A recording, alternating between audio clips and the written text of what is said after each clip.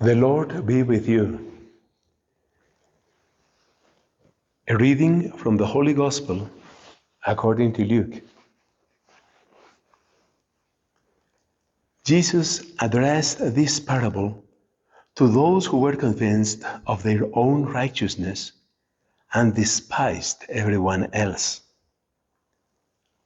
Two people went up to the temple area to pray.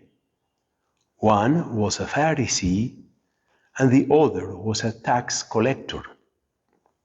The Pharisee took up his position and spoke this prayer to himself.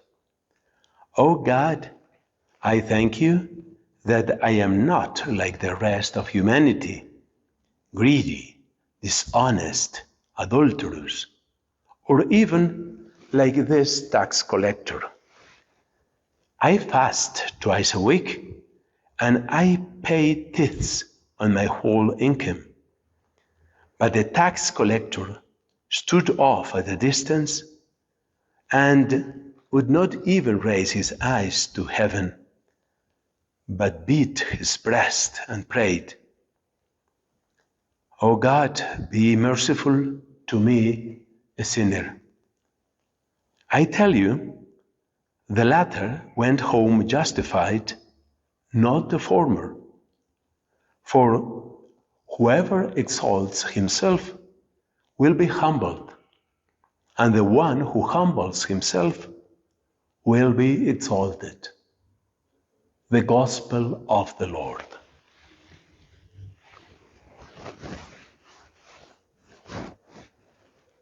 My dear friends, I think it's tricky to speak about the Pharisees, because the more you see their sin, the more you become like them. I try to explain myself. Take the situation of this parable of the gospel. This Pharisee was so sure about his own righteousness, and at the same time, he was so sure about the sins of the tax collector. So he regarded himself as being in a higher position, and of course, he regarded himself as able and right to despise the tax collector.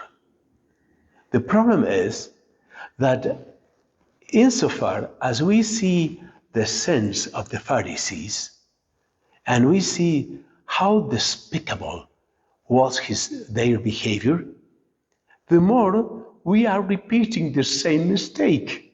So we are regarding ourselves as people in a higher position, able and right to despise those Pharisees who are so sinful in so many ways. And this is why I say that it is tricky to preach about the Pharisees, because we are at risk of repeating the same sin they were committing exactly at the time when we are denouncing their sins. It is tricky, believe me. And what's the way out? What can we do? The only possible thing is to see our own sins. And most probably, that was exactly the purpose of this parable. Jesus was telling us, please do not imitate, do not repeat the Pharisees' mistake. So be different. That's what you should do, that's what you can do. And I suppose that's exactly the purpose of the parable, that we put ourselves in the place of the tax collector so as to recognize humbly that we are sinners and we need God's mercy, which was exactly the good thing that the tax collector did. He recognized his own sin. He recognized his need. And I can see a connection, I can see a link between this parable and the parable of last Sunday, when we had this widow, you remember the widow that was asking the dishonest judge and asking him, do justice against my adversary. So she was insistent. She was insistent because she was in need. She was really needy. And that was why she was insisting and praying and repeating his pledge, his petition.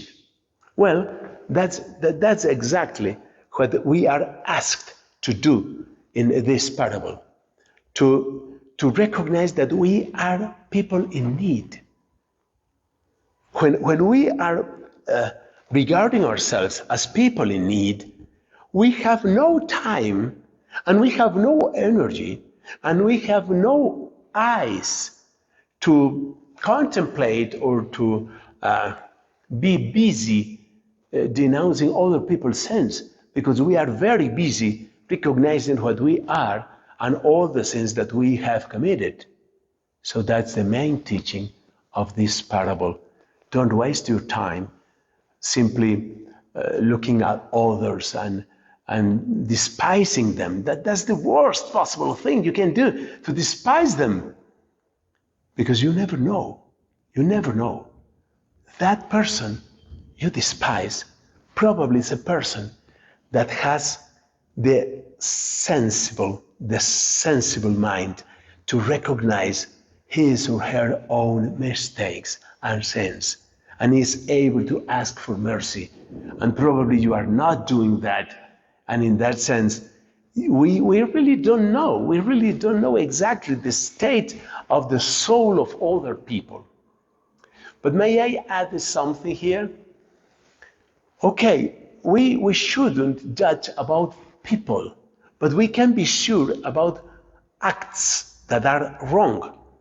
For example, we are not sure, and we shouldn't be sure, and it is none of our business to judge about that person will go to hell, and that person is very bad, and that person will plunge himself in the fire, in the eternal fire.